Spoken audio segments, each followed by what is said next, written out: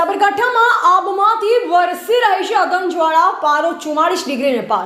કાળઝાળ ગરમીમાં જનજીવન અસ્તવ્યસ્ત, પશુ પક્ષીને માનવીઓ ત્રાહિમામ પોકારી ઉઠ્યા। હોસ્પિટલોમાં દર્દીઓનો ધસારો, હીટવેવ સામે વહીવટીતંત્રની જાગૃતિ જરૂરી।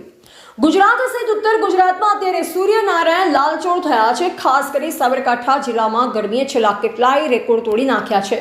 સવારના 10 વાગ્યાથી જ રસ્તાઓ સુમસામ ભાંસી રહ્યા છે અને ગરમીનો પારો 42 થી 44 ડિગ્રી સુધી પહોંચતા લોકો તોબા પોકારી ઉઠ્યા છે।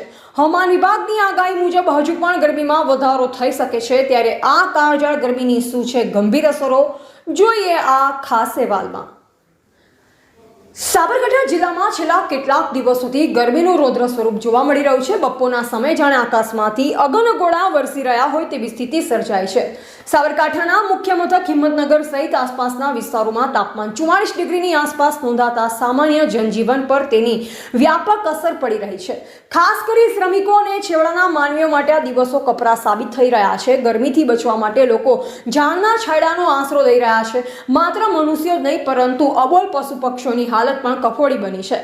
પાણીના સ્ત્રોત સુકાઈ રહ્યા છે અને ગરમીના કારણે પશુઓમાં પણ બીમારીનું પ્રમાણ વધવાની ભીતિ સેવાઈ રહી છે।